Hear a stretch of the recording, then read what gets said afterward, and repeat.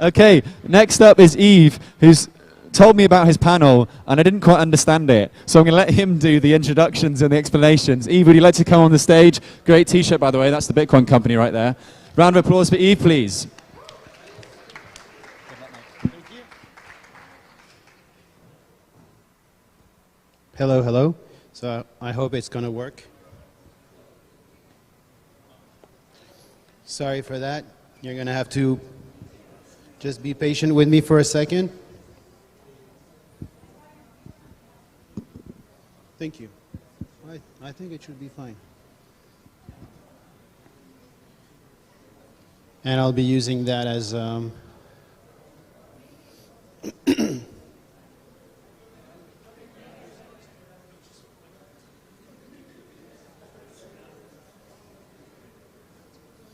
so, yep.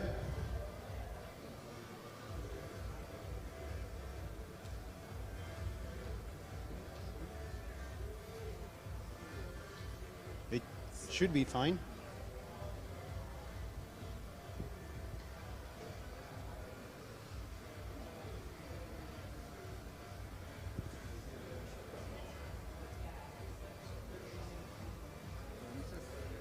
If you want.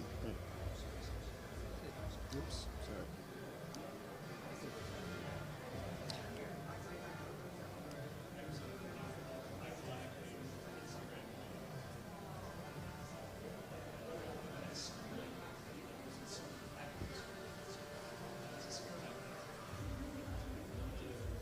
There we go. Hello everyone, my name is Yves Bennaim. I'm Zlock on Twitter. In case you want to follow me, I run a think tank in Switzerland studying the social and political impact of Bitcoin. So today I would like to talk to you about PAX BITCOINICA and how Bitcoin is redefining and redesigning the maps. So this sentence, this phrase is attributed to Gandhi, even though it's not from him, but it's pretty famous and it represents Bitcoin where we are right now. First they ignore you, then they laugh at you, then they fight you, and then you win. Hint, we're in the fight you phase. I would like to talk about PAX BITCOINICA, which is what's going to come after that. So in order to discuss a little bit about my presentation, I would like to discuss about maps. Maps are useful, obviously. They are easy to use. They are easy to recognize. Of course, you recognize this one. They are also political tools. They are helping people promote a representation or a narrative. So this is the world. Of course, you're used to it. This is the world, how it actually looks like. Not exactly in terms of the disposition of the countries, but in terms of the sizes. So of course, if you look at this version, you see that Canada is huge, Greenland is the size of Africa, and unfortunately, when you are actually looking at the real countries, not the way they are presented in a political map, Greenland is tiny, Europe is much smaller, the US even is smaller. Why am I actually presenting this like this? It's because of that speech. Did anyone see that speech of President Bukele at the United Nations? That's very good. In that speech, President Bukele is talking about his country and he's discussing about freedom, he's discussing about sovereignty, and he presents El Salvador as a small country. He's talking about how it's a small country and how it has neighbors that are richer, bigger, that have bigger houses. And it's a very interesting way to put things because at the end of the day, he's presenting his country like very small. But when you look at it, somewhere here there is El Salvador, it's like one dot.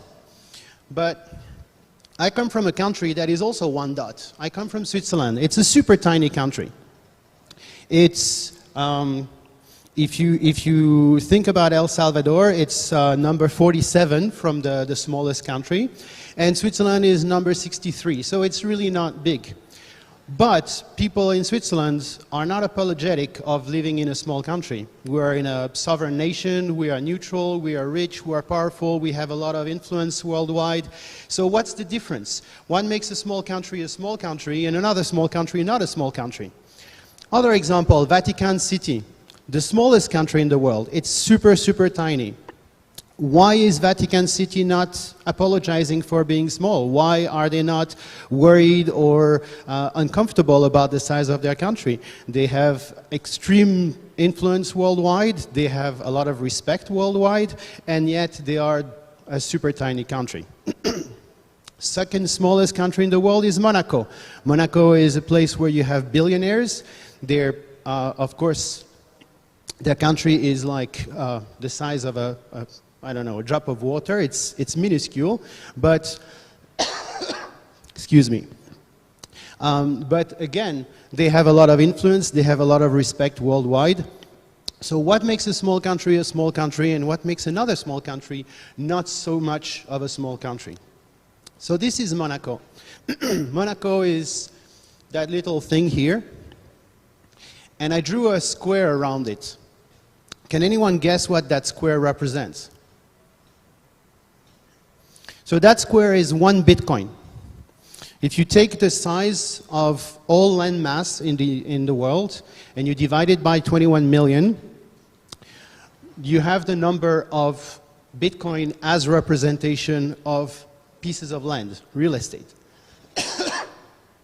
So today, if you want to be creative, if you are owning 1 Bitcoin or if you buy 1 Bitcoin, you are owning a country. You're owning one of the richest and one of the smallest country in the world.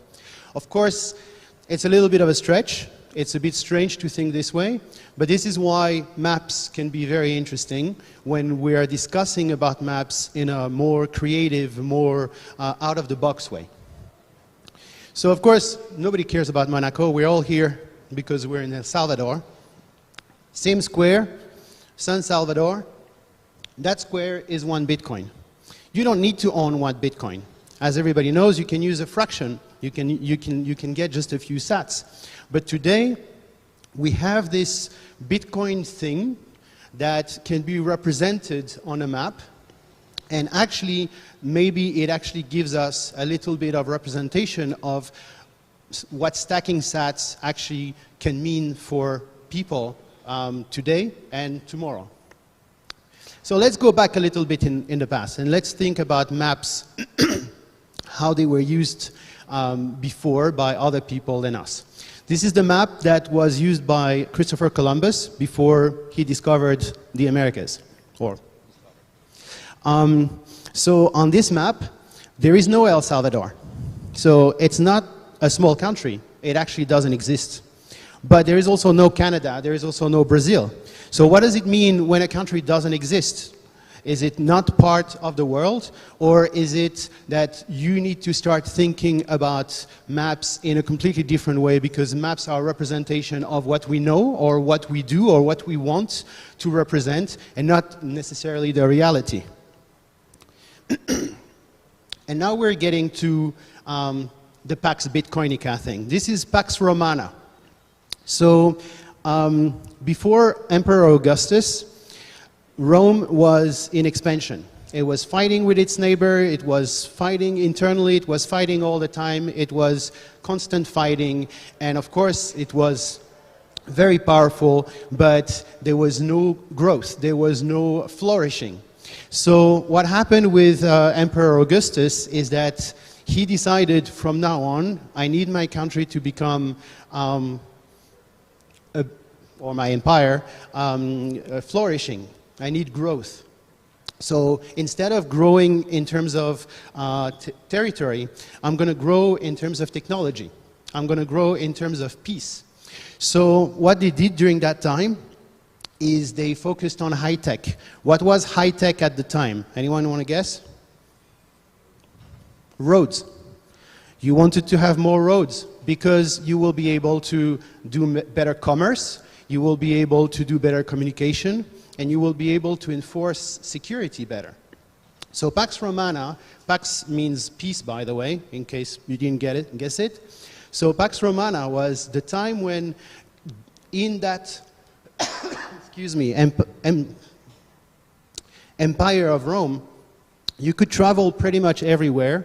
You would not be feeling unsafe. You would not be attacked. You would be able to do commerce. You would be able to transport merchandise. You would be able to transport information.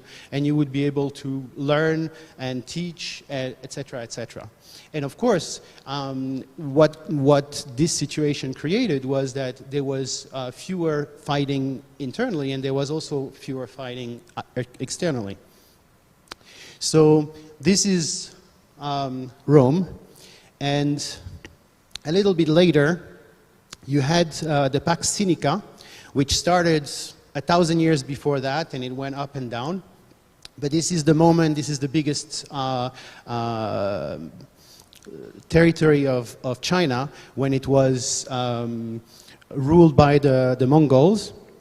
And that was the time when it was safer for someone to travel from Beijing to Vienna than it was to go from Vienna to Paris. Why? Because again, more roads, more security, more sharing. So of course, all of this, it's not the panacea, it's not the best thing on every level, because it came from the top. It was imposed on the people who were living in these countries. Excuse me. And they didn't really have a choice. It was very, very centralized, obviously, so nothing to do with Bitcoin. But it was a time when people could actually have the security of thinking about what they wanted to do, invest in what they wanted to do, build, grow, because they were in a secure environment that would allow them to grow. A little bit later, this is the British Empire. So the British Empire, again, not the best thing for everybody, but it allowed a lot of people to travel, it allowed a lot of technology to flow, and that red line that you see is the telegraph. So at the beginning of the 20th century, what happened with Britain was that they also invested in high tech, and again, high tech means more communication, it means a more free and more flowing communication, which allows, of course, you know, long-term to have the internet and stuff like that. So empires come and go, and they are evolving. And of course, they will be replaced by the next one. Every time that there is a bigger country or a bigger nation that has better technology, they will impose their own money. But until pretty much the last one, the US, where we are right now, the Pax Americana, everything was based on gold. So, of course, you would see nations come and go, but the technology and the money and the value and everything was still pretty much the same. It changed with the US, as we've been discussing in many different panels, so I'm not going to go there. And it's still changing because, as you can see, in the last 30 years, the Pax Americana is slowly switching into a Pax Sinica again. Of course, the influence of China worldwide, and we can see it also in El Salvador, is growing, and the hegemony of the dollar is shrinking. But we're not here to talk about China, and it really doesn't matter, because what really matters is that technology now does not belong to one nation. Technology belongs to these guys. So these guys, I would argue that they are nation heads. I would say that these companies are nations. So it's a little bit of a stretch, but bear with me for a second. What is a nation? A nation is not a state. A state has to have physical boundaries and physical territory, but a nation is really sharing values and culture. So in a way, you are probably a national of one of those nations. Maybe you're a multinational of those nations. And you're going to say, yeah, of course, but those people, they don't have an army, they can't raise taxes, they can't really do whatever they want, they're not a nation. But they are. And they actually now, we can witness that the technology that was the monopoly of the nation had, or the empire, now is starting to become not so much a monopoly anymore. Now nations are becoming open, and you have all kinds of technologies and all kinds of nations, and of course you still have the nation states, and of course you still have the dollar as a global reserve currency, and China that is moving forward with political influence, but you have to start thinking about what's really happening outside the physical maps and the political maps. And of course, now we're starting to think that maybe some technology, like that little logo thing, I don't know if you know what that is, some technology can be harnessed by nation states. So the technology is neutral, the technology might belong to a company, sorry, or it might be open source. But on the other hand, what happens is that you start having nations jumping and owning this technology. So this is a result for El Salvador in 2021, as presented by President Bukele in that very good article in Bitcoin magazine. Of course, not everybody, not everything is due or directly linked to Bitcoin, but it is linked somehow. And the fact that President Bukele put El Salvador on the map worldwide, and that we are here today, and that everybody is talking about the Bitcoin law and everything, actually helped him to move forward with a growth of GDP, a growth of tourism, a growth of investment, etc., etc. So this technology that used to be something that was imposed from top to bottom by the empire leaders now is actually grabbed from bottom to top by people and by smaller countries who are now starting to impose their own views on the rest of the world through technology. And this does not only happen in El Salvador. As we can see, Bali, which is not even a country, it's actually part of a country, but they are also harnessing technology for their benefit. And Portugal, of course, is in Europe the place where Bitcoiners are being the most welcomed. Why? Because in Europe, of course, you have the European Union, you have a certain system in place, but countries are still competing with each other, and you're starting to have more and more regulatory arbitrage and fiscal arbitrage.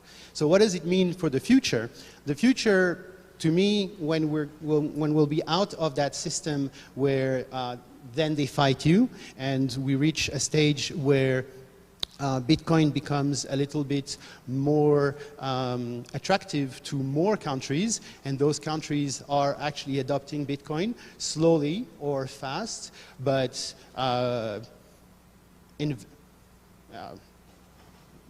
without fail, because they won't really have a choice. Especially, it will start with small countries and then slowly move to bigger ones. What will happen is that we will have an empire that will be similar to the Pax Romana or the Pax Sinica earlier, but it will be, instead of being imposed by one empire or one nation from the top, it will be an opt-in empire where a lot of countries will just come like a confederation, if you want. And so I drew a little map of the world the way it will be when it will be hyper-Bitcoinization and when it will be the PAX BITCOINICA. In orange, you can see all the countries where you can travel for free, and you can install yourself and you can start a business because they will be on Bitcoin standard. It's not for tomorrow, but hopefully next year or the year after when we meet again, we'll be able to discuss about this. Thank you very much.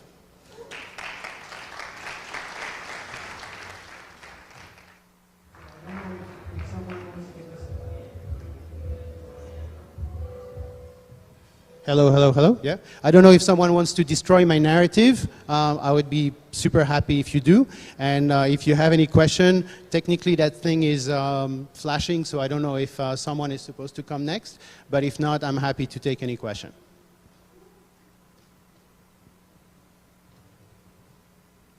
No question, no destruction? Ah, yes, thank you. I'm coming. Number 3, Mike, please. Here we go. I'm not sure if you can answer this question, sir, but you know how much longer Bukele have in term, and if he has option for an extra term, and if not, do you know if he has succession plan for next president? So I'm not a statist, and I'm not a Salvadorian, and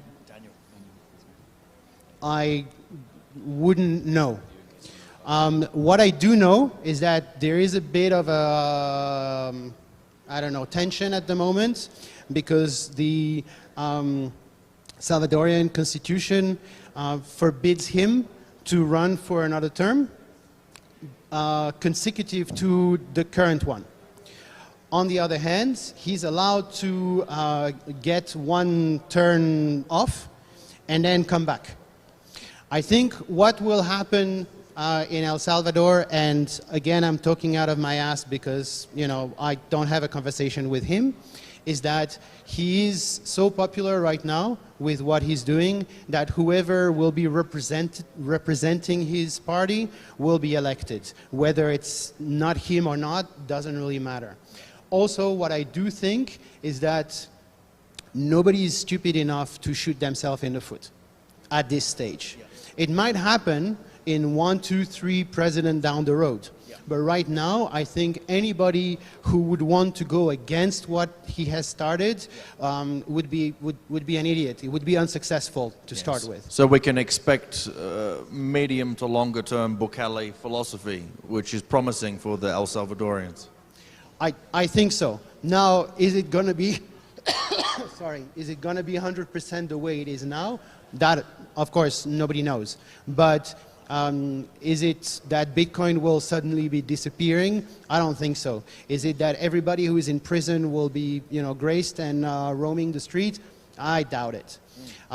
What to me matters most is not so much what's happening in El Salvador, is what's going to happen with the neighboring countries. And what will happen when the price goes up and El Salvador is mining with volcano energy, and then they start having all that wealth, and people, other countries, other nations will say, you know what, we want some of that wealth. Yeah. So we're happy if you pay us in Bitcoin because we want to be able to dump it. And if they receive it and they dump it, it doesn't matter. What matters is that they want to receive it. So I think this is, sorry, this is where hyper-Bitcoinization will happen at a geopolitical level. It's when countries and multinationals will say, I don't, like today, for example, the money of the currency of Dubai and the currency of Singapore, I don't think you can spend it in many places except Dubai and Singapore.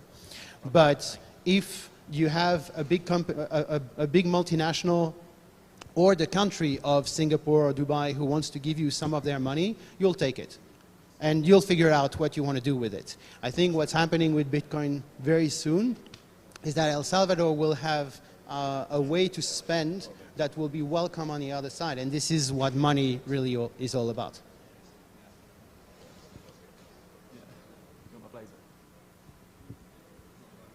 Well done, Yves. Can we get another round of applause, please?